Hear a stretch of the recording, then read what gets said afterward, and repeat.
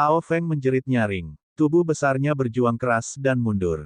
Dalam beberapa napas, dia keluar dari arena pertempuran dan kembali ke bentuk manusianya. Dia memandang si gendut dengan kebencian. Cakar naga besar tertinggal di arena pertarungan. Sial, kamu harus mati. Ao Feng berteriak. Bang! Pada saat ini, sesosok tubuh mendarat dengan keras di ring pertempuran, memancarkan niat membunuh yang kuat. Sosok itu mengenakan baju besi merah. Pemuda itulah yang memprovokasi Lu Ming dengan Aoqian. Sialan gendut, kamu benar-benar membuatku marah. Suara pemuda lapis baja merah itu dingin, dan ada sedikit kegilaan di dalamnya. Aura yang diungkapkannya juga berada di puncak alam samudera spiritual tingkat kelima. Namaku Aokun. Babi gendut, apakah kamu berani melawanku? Pemuda lapis baja merah menatap si gendut. Lu Ming mengerutkan kening. Ia merasa pemuda ini tidak sederhana. Dia memang berada di puncak alam samudera spiritual tingkat kelima, tetapi dia sangat sombong. Dia tahu bahwa Lu Ming telah mengalahkan Aoqian, namun dia masih berani memprovokasi Lu Ming. Dia jelas tidak sederhana. Gemuk, hati-hati. Lu Ming mengirimkan transmisi suara ke si gendut. Mata Fatih berkilat dan dia menyeringai, kenapa tidak? Bang! Saat si gendut mengatakan itu, Aokun melangkah maju dan meninju. Cepat! Itu terlalu cepat. Tubuh dan tinju Aokun sepertinya terhubung. Dengan sebuah pukulan, dia muncul di depan si gendut dan tinjunya diarahkan ke lengan si gendut. Dia akan melumpuhkan lengan Fatih. Ekspresi si gendut berubah. Dia tidak menyangka lawannya akan secepat itu. Pada saat kritis, dia hanya bisa mengangkat kapaknya untuk memblokir. Dentang. Tinju Aokun mendarat di kapak perang Fatih, menyebabkannya bergetar hebat. Wajah Fatih berubah dan tubuhnya terlempar.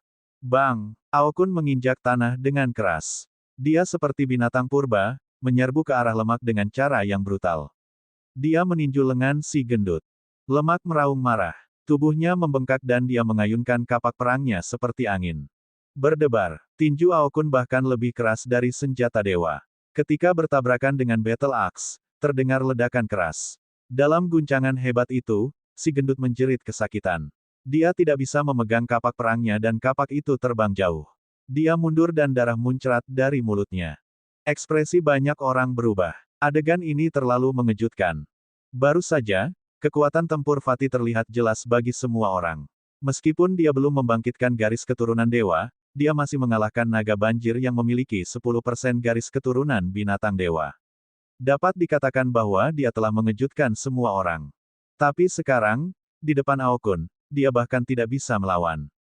Tidak diragukan lagi, Aokun adalah keturunan dengan garis keturunan dewa binatang yang kuat. Kuncinya adalah, seberapa tebal hingga begitu menakutkan. Aku akan melumpuhkan keempat anggota tubuhmu. Aokun berteriak dingin dan menyerbu ke arah si gendut. Gendut, mundurlah dari panggung pertarungan dan akui kekalahan. Lu Ming mengirimkan transmisi suara ke si gendut. Di samping, alis Xian Yanxing berkerut erat, sementara hati Ruan Tingting dan Kiao Xuan ada di mulut mereka. Bang! Fatih maju selangkah dan tubuh gemuknya mundur dengan cepat. Namun, kecepatan Aokun terlalu mengerikan. Dia mengejar lemak dalam sekejap dan melontarkan pukulan mengerikan lainnya. Dia tidak melakukan apapun, hanya pukulan sederhana. Namun, kekuatan fisik Aokun terlalu menakutkan. Pria gendut itu meraung ketika perisai kuno muncul di tangannya. Ledakan. Tinju Aokun mendarat di perisai kuno dan menerbangkannya. Perisai kuno itu menabrak tubuh Fatih dan hampir meratakannya. Tubuhnya juga terlempar. Kali ini, dia terlempar keluar dari ring pertarungan dan terjatuh dari ring. Ruan Tingting dan Kiao Xuan segera terbang dan membantu menjadi gemuk. Gendut, kamu belum mati, kan? Ruan Tingting bertanya dengan prihatin. Fatih mengeluarkan beberapa suap darah lagi. Wajahnya pucat saat dia berkata, tidak apa-apa, itu bukan masalah besar. Kulitku tebal. Huff, kamu beruntung kali ini. Aokun berdiri di panggung pertempuran dan menatap si gendut, berkata dengan dingin. Untuk apa kamu begitu sombong? Jika aku membangkitkan garis keturunan dewa, aku akan menyiksamu seperti serangga. Pria gendut itu berteriak, matanya bersinar dingin. Fatih bukanlah orang yang menderita kerugian. Kali ini, dia telah dikalahkan secara menyedihkan oleh seseorang dengan level yang sama, terutama karena dia belum membangkitkan garis keturunan ketiganya. Gendut, aku akan membalaskan dendammu setelah pertukaran. Lu Ming berjalan mendekat dan melirik Aokun dengan dingin. Aokun menatap langsung ke mata Lu Ming dan tersenyum dingin. Lu Ming, gendut, dan yang lainnya kembali ke tribun. Fatih mulai menyembuhkan lukanya. Siapa lagi yang ingin berkelahi? Aokun melihat sekeliling dan berencana untuk terus menantang. Terjadi keheningan total. Meskipun masih ada beberapa orang dari Istana Surgawi Ilahi Empyrean dan Sekte Mayat Surgawi yang belum bertarung, mereka semua adalah pakar kebanggaan surga biasa. Kekuatan tempur yang ditunjukkan Aokun barusan terlalu menakutkan. Jika mereka naik, bukankah mereka hanya mencari pemukulan? Tidak ada seorang pun dari kedua sisi yang naik. Biarkan lembah iblis surgawi memenangkan babak ini. Di Feng menjawab tanpa daya. Dalam pertempuran tingkat kelima dari tingkat samudera spiritual, lembah iblis langit menang. Namun, Aokun tidak punya rencana untuk turun. Dia melihat sekeliling dan berkata, karena itu masalahnya, saya akan menantang ahli tingkat samudera spiritual tingkat 6 Anda sekarang. Ayo berjuang. Apa, Anda berada di tingkat kelima dari tingkat samudera spiritual, dan Anda ingin menantang seseorang di tingkat ke-6? Dia terlalu sombong. Kerumunan di sekitarnya berteriak dengan tidak senang. Saudara Peng, dia berada di alam samudera spiritual tingkat kelima. Apakah dia benar-benar akan berpartisipasi dalam pertempuran tingkat 6? Di Feng mengerutkan kening saat dia melihat pemuda berjubah emas itu. Itu benar. Di antara 10 orang di alam samudera spiritual tingkat kelima, nama Aokun ada di sana. Di antara level ke-6, nama Aokun juga ada. Seharusnya tidak masalah bagi level rendah untuk berpartisipasi dalam pertarungan level tinggi, kan? Pemuda berjubah emas itu tertawa. Tentu saja Anda bisa. Di Feng mengangguk. Tentu saja tidak masalah bagi level yang lebih rendah untuk berpartisipasi dalam pertempuran level tinggi, selama dia mau. Aokun ingin berpartisipasi dalam pertempuran di alam samudera spiritual tingkat 6 sebagai alam samudera spiritual tingkat kelima. Siapa yang akan bertarung? Aokun melihat sekeliling. Aku akan melakukannya. Sebuah suara terdengar. Dari sisi istana surgawi surga Empyrean, seorang pemuda terbang ke platform pertempuran. Tidak ada kekurangan orang jenius di tingkat ke-6 dari tingkat samudera spiritual. Istana surgawi surga Empyrean dan Sekte Mayat Surgawi memiliki banyak ahli. Pemuda ini adalah talenta tertinggi dari pengawal istana di Tian. Dia telah membangkitkan garis keturunan dewa peringkat kedua dan sangat kuat. Saat berikutnya, kedua sosok itu bertabrakan. Namun, hasil pertempuran itu mengejutkan. Hanya dalam beberapa langkah, pengawal istana terpaksa mundur. Pada akhirnya, dia bahkan menggunakan fusi garis keturunan, tapi itu juga tidak berguna. Dia dipaksa kembali ke bentuk aslinya dan terlempar dari panggung pertarungan sambil batuk darah. Semua orang terkejut. Dengan basis budidaya satu tingkat lebih rendah, dia benar-benar mengalahkan keajaiban yang telah membangkitkan garis keturunan dewa tingkat kedua. Ini terlalu mengerikan. 50% garis keturunan binatang suci. Mata Di Feng berbinar saat dia mengumumkan hasil yang mengejutkan. Banyak orang yang terkesiap. Aokun ini sebenarnya memiliki 50% garis keturunan dewa binatang. Itu terlalu menakutkan. Ini berarti setengah dari darah Aokun tidak berbeda dengan darah dewa binatang. Jika seorang seniman bela diri manusia tidak dapat membangkitkan garis keturunan dewa tingkat kelima, mereka tidak akan mampu melawan seseorang dengan level yang sama. Bahkan jika mereka satu tingkat lebih tinggi, mereka setidaknya harus membangkitkan garis keturunan dewa tingkat keempat. Selain itu, ada binatang dewa yang kuat dan lemah. Aokun jelas merupakan naga banjir. Garis keturunannya diwarisi dari naga sejati, jadi dia pasti lebih menakutkan. Tubuhnya tidak terkalahkan dan kekuatannya tidak terbatas. F-Cek, jadi dia punya 50% garis keturunan naga sejati. Tidak heran dia begitu sombong. Tapi jika aku membangkitkan garis keturunan dewa, aku pasti akan menghajarnya. Si gendut itu mengumpat, tapi dia sangat percaya diri. Gendut, kamu hanya membual. Anda dapat membangkitkan garis keturunan yang berada di atas tingkat Dewa 5. Petik 2. Ruan Tingting menyerang. Adegan menjadi gempar, dan terjadi berbagai macam diskusi. Konsentrasi 50% dari garis keturunan Dewa Binatang setara dengan garis keturunan Dewa tingkat kelima manusia.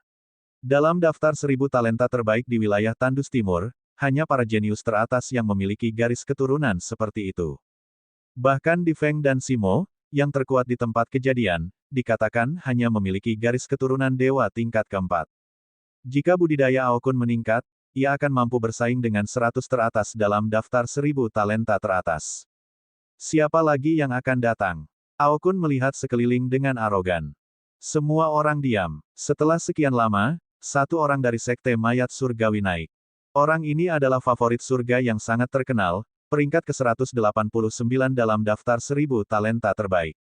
Dia telah membangkitkan garis keturunan dewa tingkat ketiga dan memiliki budidaya di puncak alam lautan spiritual tingkat ke-6. Orang ini bertarung dengan Ao Kun selama hampir 100 gerakan.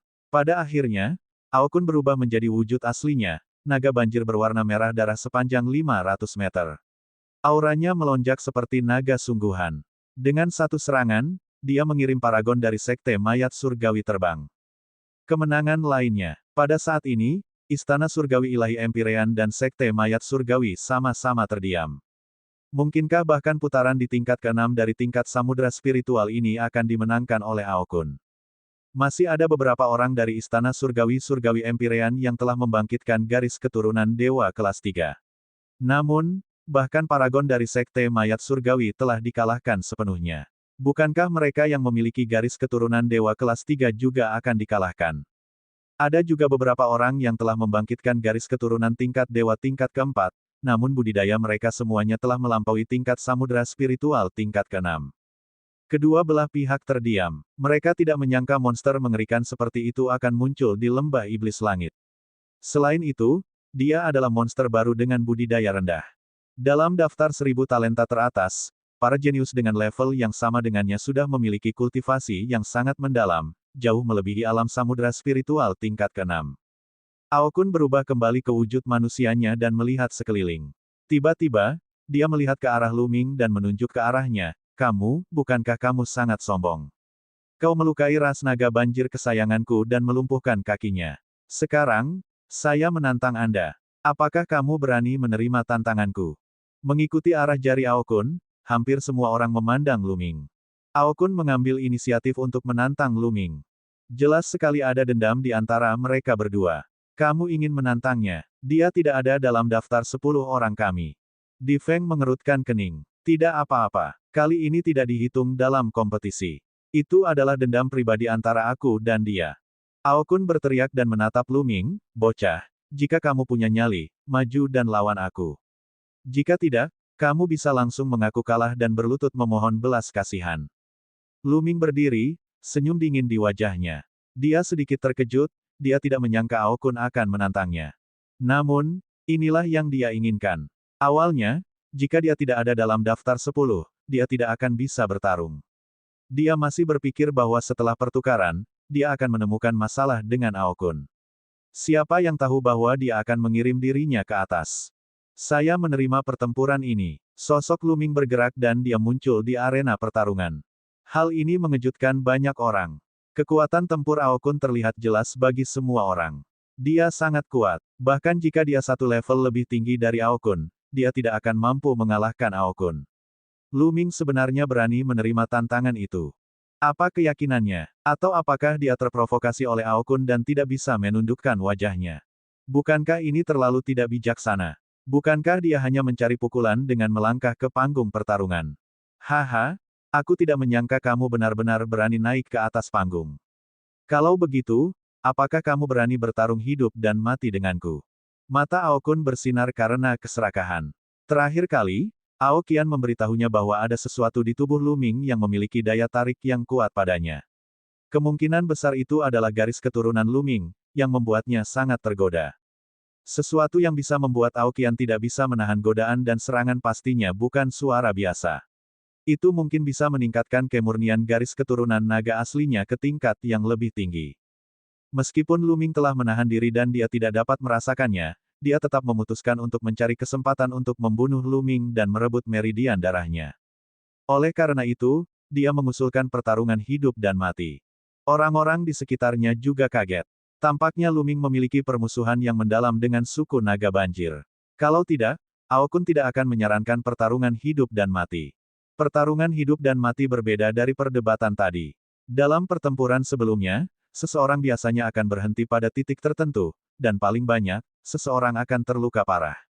Tidak akan ada kematian. Namun, dalam pertarungan hidup dan mati, salah satu pihak harus mati sebelum pertarungan itu berakhir. Akankah Lu Ming setuju? Semua orang tidak bisa tidak menantikannya. Pertempuran hidup dan mati, pertarungan hidup dan mati. Gendut, seluruh daging naga banjir ini cukup untuk kita makan selama 10 hari hingga setengah bulan, kan? Lu Ming tiba-tiba tersenyum dan memandangi si gendut. Haha, itu sudah cukup, itu sudah cukup. Jika Anda makan sedikit, itu sudah cukup. Si gendut itu menyeringai. Namun, matanya serius. Dia diam-diam mengirimkan pesan kepada Lu Ming, menyuruhnya untuk berhati-hati. Dia baru saja merasakan kekuatan Aokun. Ini bukanlah masalah kecil. Percakapan mereka berdua membuat orang-orang di sekitar mereka tercengang. Juga, apakah Lu Ming menyetujuinya? Kamu sedang mencari kematian, nak. Apakah kamu setuju atau tidak? Aokun berkata dengan dingin. Ada daging naga yang bisa dimakan, kenapa kamu tidak setuju? Lu Ming tersenyum tipis. Baiklah, jadi kamu setuju. Hehe, kalau begitu pergilah ke neraka. Tawa Aokun dipenuhi dengan niat membunuh. Dia tidak menyangka Lu Ming akan sangat menyetujuinya. Dia hanya dengan santai menyebutkan deathmatch. Dia awalnya mengira Lu Ming pasti akan menolaknya karena takut. Dia bahkan berpikir jika Lu Ming tidak menyetujuinya, dia akan mencari cara untuk menemukan masalah dengan Lu Ming setelah pertukaran. Dia tidak menyangka Lu Ming akan menyetujuinya. Dia sangat gembira. Ledakan. Dia tidak ingin membuang waktu lagi. Dia melangkah maju seperti binatang purba yang terbangun dan bergegas menuju Lu Ming. Tinju besarnya ditujukan ke Lu Ming. Bang! Lu Ming juga mengambil langkah maju dan melayangkan pukulan ke arah naga banjir. Hal ini mengejutkan banyak orang. Lu Ming sebenarnya berani menggunakan tinjunya untuk menerima tinju Aokun. Semua orang telah melihat betapa kuatnya tinju Aokun. Bahkan senjata roh level 6 akan dihancurkan olehnya. Lu Ming sebenarnya ingin melawan Aokun secara langsung dengan tinjunya sendiri. Bagaimana ini mungkin? Bukankah ini berarti mencari kematian? Banyak orang memiliki pemikiran yang sama. Bahkan Ruan Tingting, Qiao Xuan, Wang Haoxian dan yang lainnya melebarkan mata mereka dan menatap ring pertarungan dengan sedikit kekhawatiran. Sebaliknya, Xian Yanxing adalah yang paling tenang. Dia sudah mengenal Lu Ming sejak lama dan paling memahaminya. Karena Lu Ming begitu tenang, itu berarti dia percaya diri. Di bawah tatapan puluhan ribu mata, kedua tinju itu akhirnya bertabrakan. Ledakan. Sebuah ledakan mengerikan terdengar, dan kekuatan mengerikan menyapu ke segala arah dengan tinju sebagai pusatnya. Ini membentuk badai yang dahsyat, dan banyak orang harus mengambil tindakan untuk menghentikan badai tersebut. Berdebar. Cincin pertarungan bergetar hebat. Kemudian, semua orang melihat sesosok tubuh menginjak tanah dan mundur 7 langkah. Mata semua orang terbuka lebar karena terkejut. Orang yang mundur sebenarnya adalah Aokun. Aokun sebenarnya terpaksa mundur 7 langkah karena pukulan Lu Ming. Bagaimana ini mungkin? Di sisi lain, tubuh Lu Ming hanya sedikit bergoyang. Dalam pertarungan tinju, Lu Ming sebenarnya lebih unggul. Apakah Lu Ming masih manusia? Dia hanyalah seekor binatang dalam bentuk manusia. Seperti yang diharapkan dari naga banjir dengan 50% garis keturunan naga sejati. Ini sangat kuat. Mata Lu Ming bersinar karena terkejut. Kultivasinya satu tingkat lebih tinggi dari Aokun, dan dia sudah menggunakan 80% esensi vitalnya. Dengan teknik surga penekan penjara, yang setara dengan teknik bela diri ilahi tingkat tinggi, dia begitu kuat sehingga bahkan Aoqian dan Gui Yue telah dipukuli sampai muntah darah, apalagi para jenius yang satu tingkat lebih rendah daripada dia. Namun, Aokun hanya mundur 7 langkah. Ini adalah pertama kalinya Lu Ming bertemu seseorang yang tingkat kultivasinya lebih rendah darinya tetapi masih bisa memblokir serangannya. Lu Ming terkejut. Aokun sangat terkejut. Namun, setelah keterkejutan itu, disusul dengan kemarahan yang tak ada habisnya. Dia, Aokun, adalah orang yang disayangi Tuhan. Dia memiliki 50% garis keturunan naga sejati di tubuhnya dan bakatnya sangat menantang. Sekarang, dalam tabrakan langsung, dia terpaksa mundur oleh Lu Ming. Ini tidak bisa dimaafkan. Mengaum. Aokun mengeluarkan raungan naga. Otot-otot di tubuhnya menegang dan membengkak, mendorong armor merahnya. Darahnya mengalir deras ke langit dan dia benar-benar berubah menjadi naga sejati, mengaum di langit.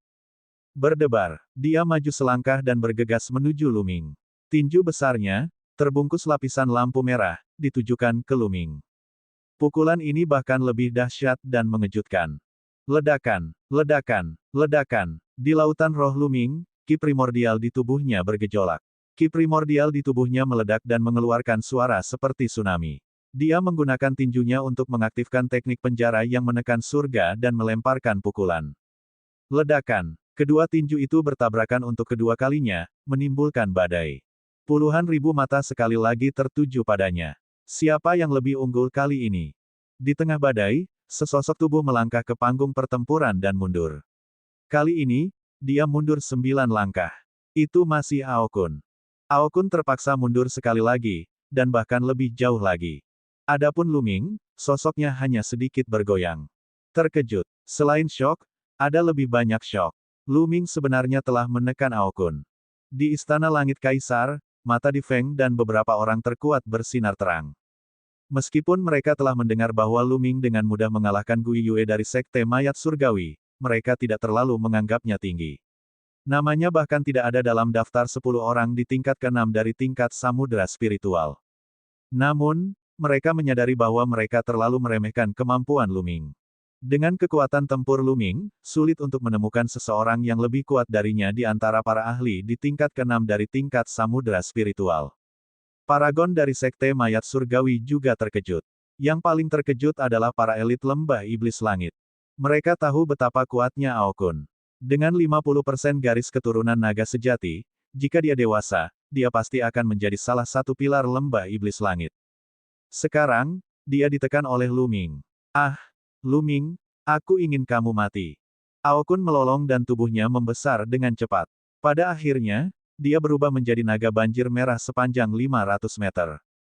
Raungan naga terdengar. Cakarnya yang besar, sebesar gunung, menyapu Lu Ming, menyebabkan ruangan bergetar. Bang! Pukulan Lu Ming bertabrakan dengan cakar naga banjir. Tubuhnya gemetar dan dia mundur beberapa langkah.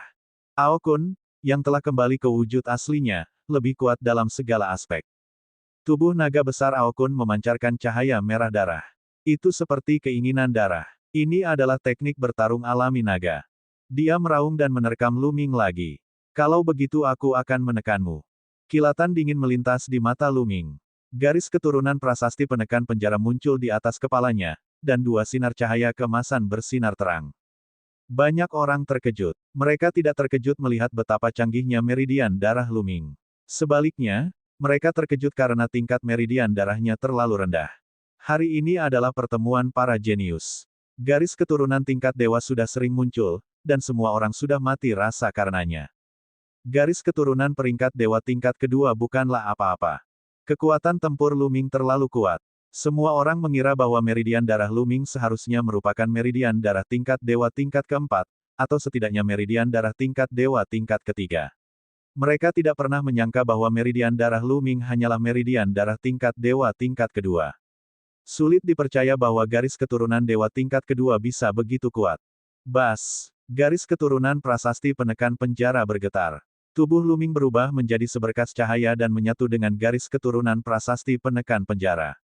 Garis keturunan prasasti penekan penjara memancarkan tekanan yang menakutkan. Itu sangat luas dan berat, seolah bisa menekan segalanya. Bang! Prasasti penekan penjara itu berguncang dan bertabrakan dengan cakar naga air.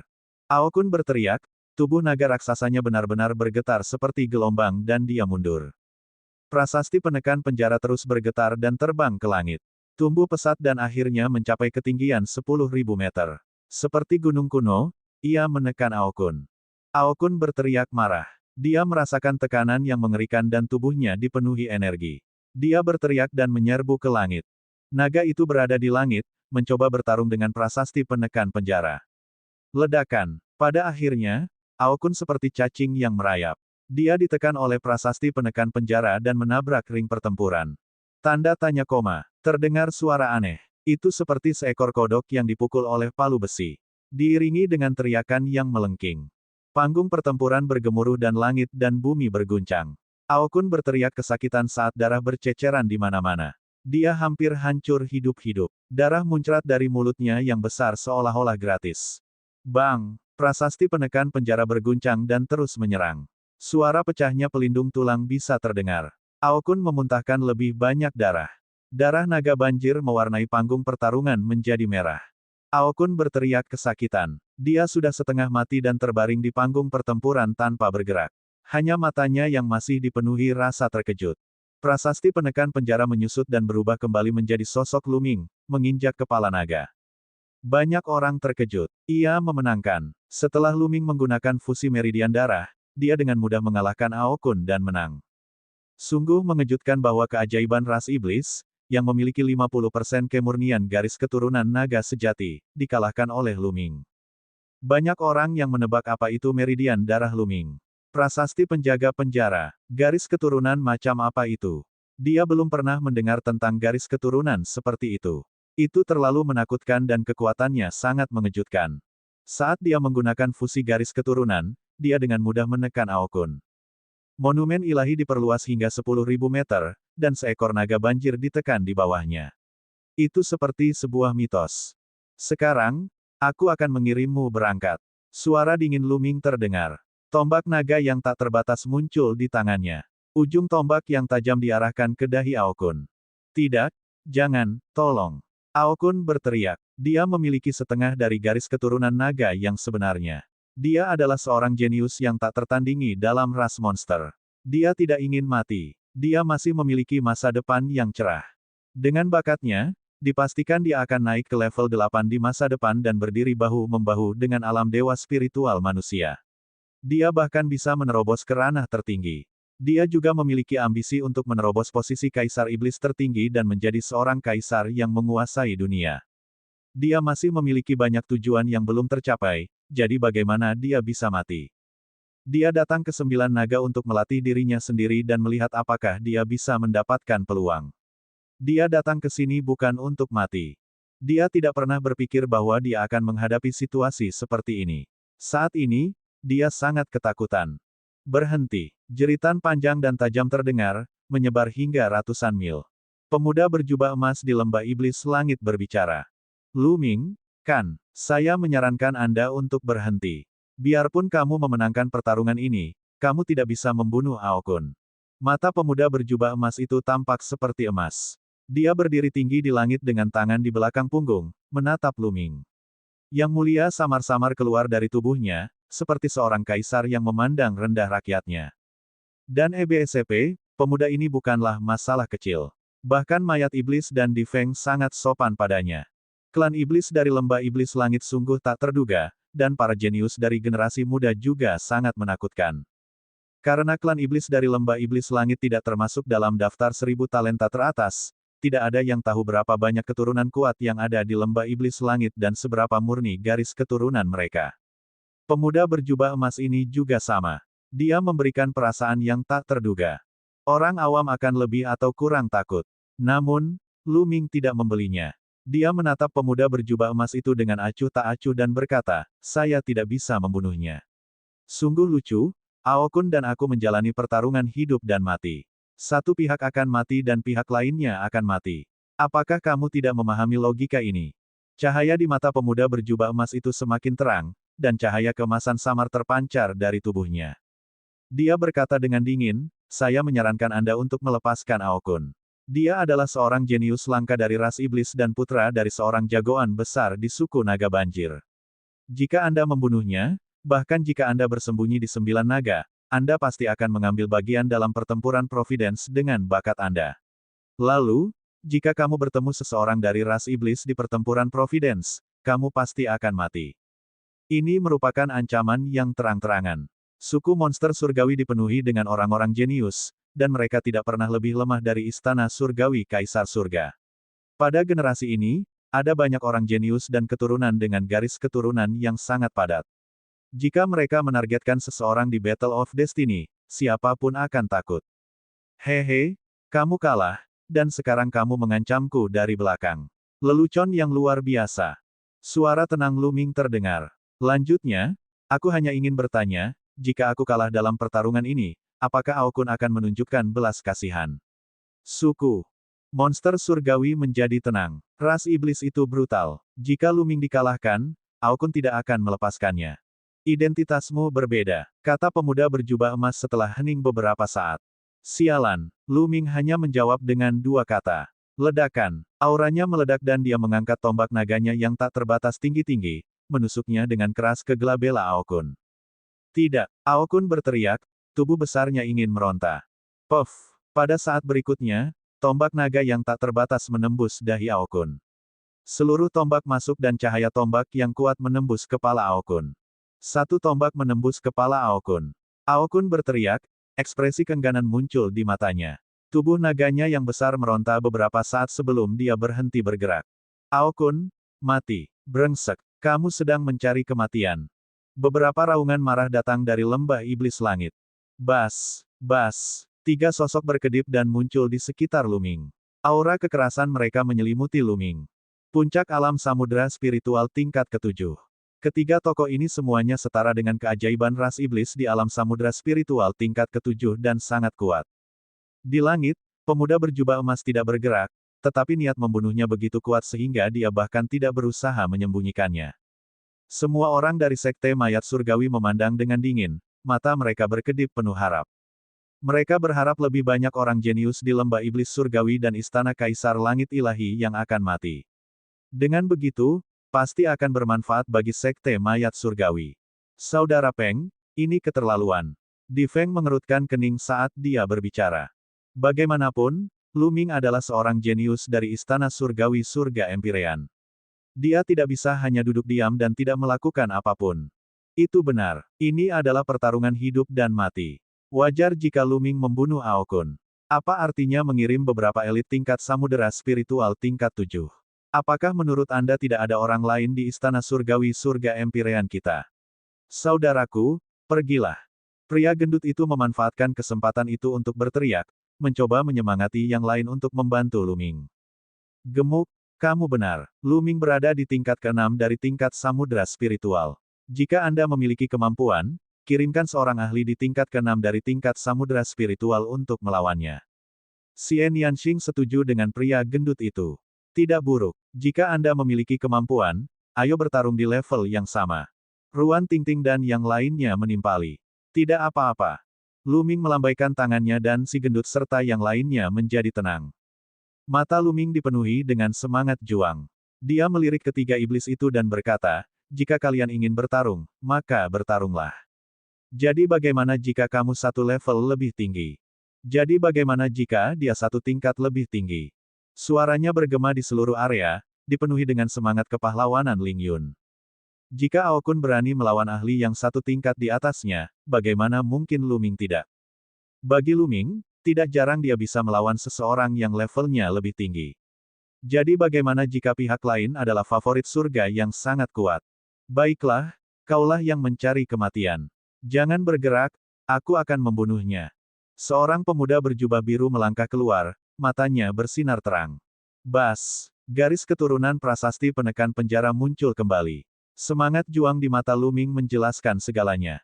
Mati, pemuda berjubah biru itu berubah menjadi seekor burung besar. Lebar sayapnya lebih dari 30 meter, dan tubuhnya ditutupi petir yang pekat.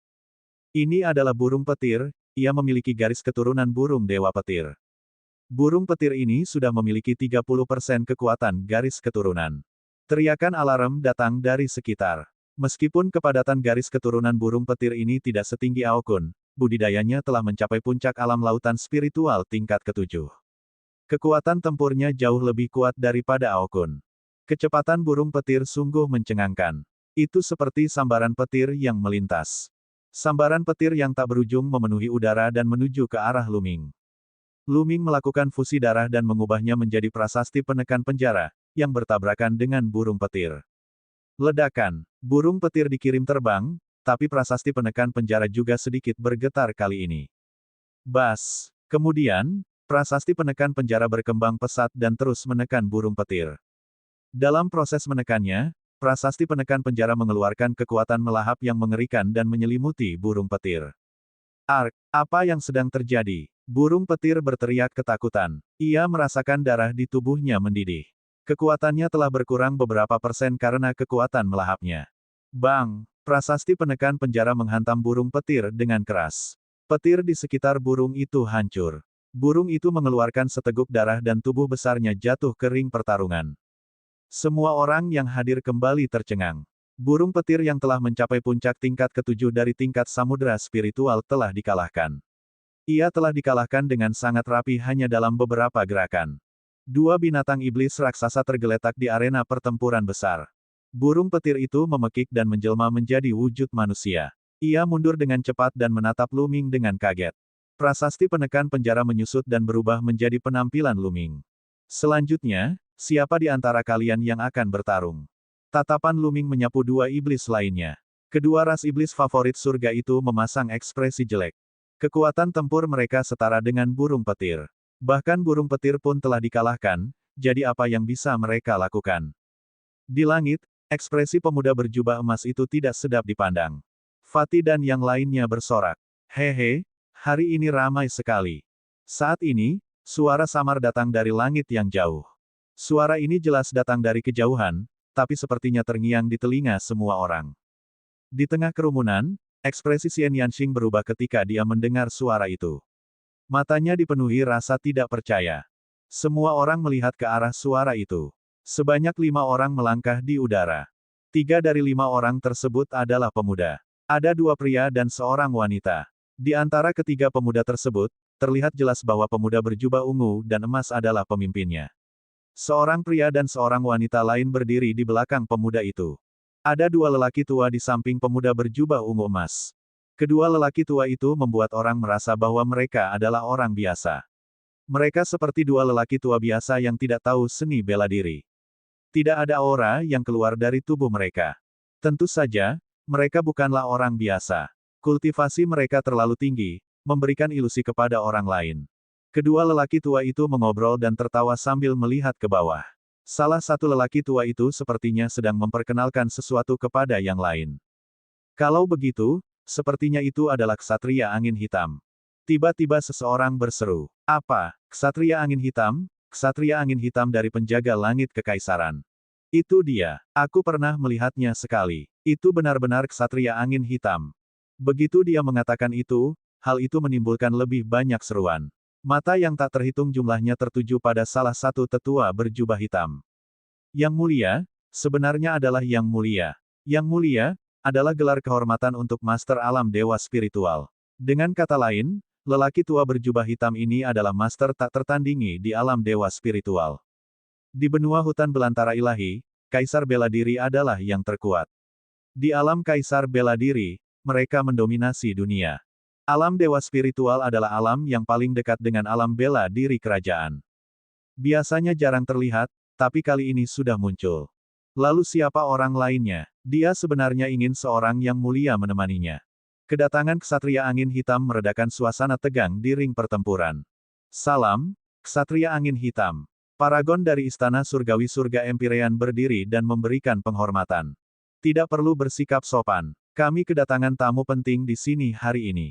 Kudengar ada pertemuan pertukaran di sini, jadi aku membawanya ke sini untuk melihatnya. Kata ksatria angin hitam sambil tersenyum. Semua orang terkejut. Tamu terhormat. Siapa yang bisa disebut sebagai tamu terhormat oleh Yang Mulia Angin Hitam?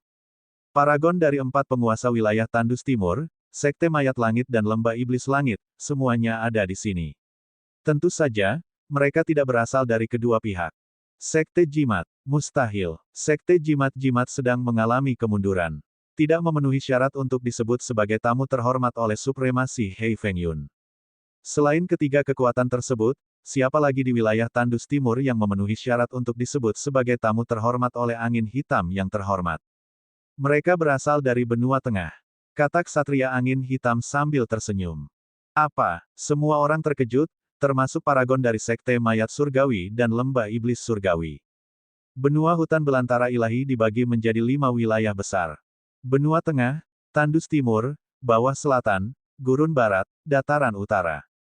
Benua tengah telah menjadi wilayah paling makmur dan kuat di antara 5 wilayah sejak zaman kuno. Benua tengah adalah daratan luas dengan banyak talenta dan pakar, merupakan yang terbaik di 5 wilayah. Orang-orang ini sebenarnya berasal dari benua tengah. Orang-orang ini berasal dari dinasti Sein kuno di benua tengah. Ini adalah pangeran dari dinasti Sein kuno.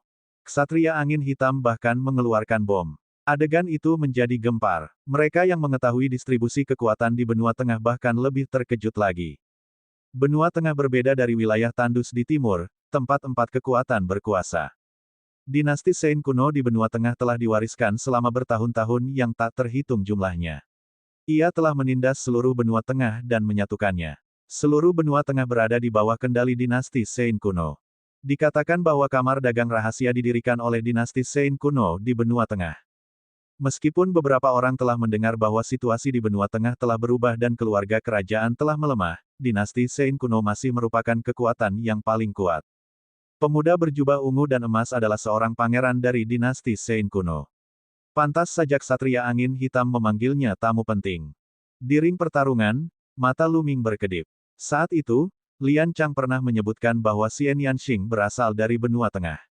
Namun, Xian Yanxing tidak menjelaskan secara detail ketika Lu Ming bertanya padanya. Pemuda berjubah ungu itu maju selangkah dan menangkupkan tinjunya. Saya Xie Zhen, seorang pangeran. Saya mendengar bahwa semua talenta terbaik di Timur Mandul berkumpul di sini hari ini, jadi saya datang untuk melihatnya. Saya harap saya tidak mengganggu Anda. Yang mulia terlalu sopan. Saya Di Feng. Di Feng melangkah maju dan menangkupkan tinjunya. Jadi, Saudara Di, senang bertemu denganmu. Xie Zhen membalas sapaannya sambil tersenyum. Kemudian, Simo dan pemuda berjubah emas dari suku iblis surgawi menyambut Xie Zhen. Dinasti Sein kuno di benua tengah tidak boleh diremehkan, dan mereka tentu saja ingin membangun hubungan baik dengannya. Wilayah tandus di bagian timur sangat luas, dengan ratusan wilayah yang luas. Namun, para jenius setingkat Di Feng, Simo, dan pemuda berjubah emas akan memiliki potensi yang tidak terbatas. Jika mereka mencapai level tertentu, mereka akan mampu berbenturan dengan para jenius dari daerah lain. Sekarang mereka memiliki kesempatan untuk berteman dengan pangeran dari dinasti Sein kuno, mereka tidak akan melewatkannya. Lu Ming, aku pergi. Ayo kita tinggalkan tempat ini bersama-sama. Saat ini, Lu Ming mendengar suara Xian Yanxing. Suaranya dipenuhi kecemasan. Lu Ming menoleh dan melihat Xian Yanxing bersembunyi di tengah kerumunan. Matanya dipenuhi kecemasan. Apa yang sedang terjadi? Lu Ming tercengang. Dia mengirimkan transmisi suara ke Xian Yanxing. Ayo pergi, tidak ada waktu untuk menjelaskan. Sosok Xian Yanxing terus mundur di tengah kerumunan, seolah ingin meninggalkan tempat ini secara diam-diam. Sementara itu, di langit, Xie Zhen tiba-tiba mengerutkan kening. Lalu, matanya bersinar dan dia berbalik. Matanya dipenuhi dua sinar cahaya saat dia melihat ke arah Xian Yanxing. Haha, adik perempuan, kenapa kamu tidak menyapa saat melihat kakakmu? Kamu masih ingin pergi diam-diam. Xie Zhen tertawa dan dalam sekejap, dia muncul di atas kepala Xian Yanxing. Wajah Xian Yanxing menjadi pucat. Salah satu lelaki tua dan dua pemuda di belakang Xie Zhen juga memandang Xian Yanxing dengan mata seperti kilat. Semua orang di sekitar tercengang dan mengungkapkan ekspresi ragu. Xie Zhen menelepon adik perempuannya. Mungkinkah adik perempuan Xie Zhen masih di sini? Kapan saudara perempuan Xie Zhen terlibat dalam kerumunan? Kerumunan mengikuti pandangan Xie Zhen dan akhirnya mendarat di Xian Yanxing. Itu dia. Saat ini, mata banyak orang berbinar. Itu sebenarnya dia. Wanita yang berjalan bersama Lu Ming sebenarnya adalah adik perempuan Xie Zhen. Petik 2. Bukankah itu berarti dia adalah putri dari dinasti Sein kuno di benua tengah? Petik 2. Banyak orang yang berdiskusi dengan kaget. Ruan Tingting, Kiao Xuan, si gendut, dan yang lainnya juga memandang Xian Yanxing dengan kaget. Xian Yanxing sebenarnya punya identitas seperti itu. Lu Ming juga sedikit terkejut. Meskipun dia selalu merasa bahwa identitas Xian Yanxing sangat misterius dan memiliki beberapa spekulasi, dia tidak menyangka bahwa dia adalah putri dari dinasti Sage kuno di benua tengah. Pemandangan masa lalu mau tidak mau muncul di benak Lu Ming.